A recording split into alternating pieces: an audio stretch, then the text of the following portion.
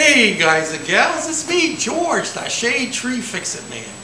And we had previously asked the question, what does a refrigerator and a paintball gun have in common? Well, let me show you now. This is what they have in common right here. Can you see that? Let me turn some light on overhead, give you a better view. This is a refrigerator compressor.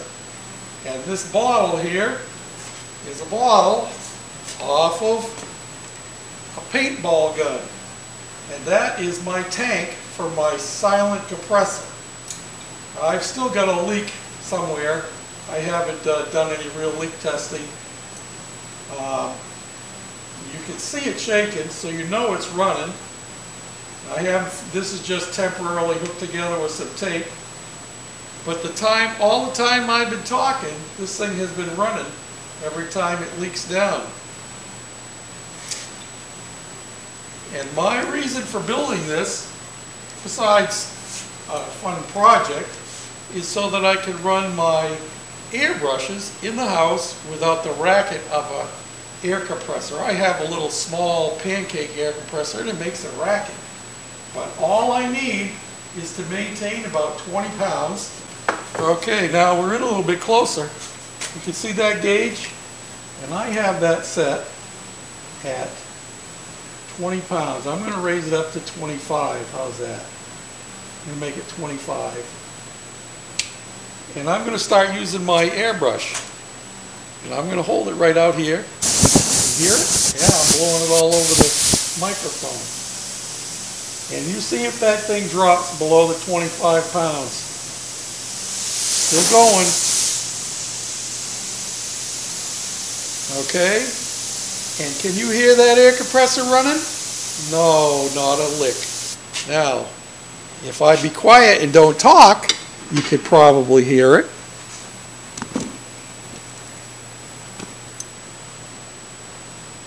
Did you hear it go off? Actually, my overhead lights are louder than that is. Now wait for it. There it is coming on. Now let me show you. I have this set up to go on at 90 and off at 110. Hey, that's better. A little darker, but at least you can see it now. Now watch.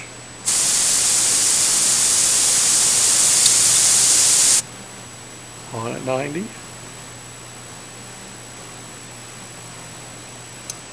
Off at 110. But I'm going to move right over here, same time, still got the thing going. That's not dropping at all, staying right there at 25 pounds. And I can keep this going, and as long as I hold this going, this is not dropping below about 80 pounds. And that's fine if the compressor has to run, and I'll never be holding the airbrush on that long. As any of you who know how to use an airbrush, you realize that all you're doing is taking a little short blast, and it'll hold at 80 pounds all day long. I can run it down, you know. Using it the way you normally would use. It'll eventually bring itself back up. Of course, if you're not using it at all, you can see I've got an air leak somewhere and it's drifting down pretty quick. I got to take care of that. And this is pretty well mocked up right now because I wanted you guys to be able to see the finished product. I also got to do a little painting on it. But yeah. A silent air compressor for running your airbrush. And the most expensive parts on this were this shut-off switch right here, which is just wired in series with the motor inside the compressor. That costs about $6, free shipping on eBay. And this unit here, I think, was about $12. And let's see, the compressor came out of a junk refrigerator.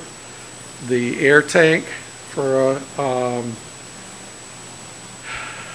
paintball gun came from the dump. I picked up several of these fittings, came off of different things that I got out of the dump. This gauge here, I bought at a yard sale. I bought several of them. They cost me, I think, $1 a piece, brand new. And yeah, so there you have it. Oh, I got to tell you, we did buy this gas filter. That's what I'm using for my air filter on the intake right there. Yep, it's just a little gas filter.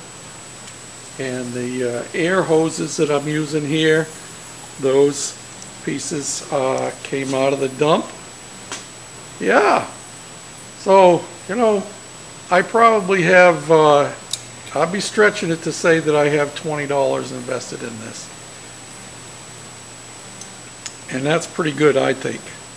And once I get it mounted down so it doesn't bounce around, it'll be even better, get my leaks off of it. And I'm going to take it all apart and I'm going to paint the air compressor because it's got some rust spots on it, just to make it look nice. And I'm going to fabricate a handle for it. So one of these days, when I get all of that done, I'll bring you back and show you the completed project. But it's all up and running, and I mean, you don't have to have all of this stuff here, but I wanted both an oil separator as well as a water separator because I'm using it for spray painting my models, both model cars and model trains. So there you have it. That's what a refrigerator and a paintball gun have in common. This is George, the Shade Tree Fix-It Man, saying thanks for watching. Bye now.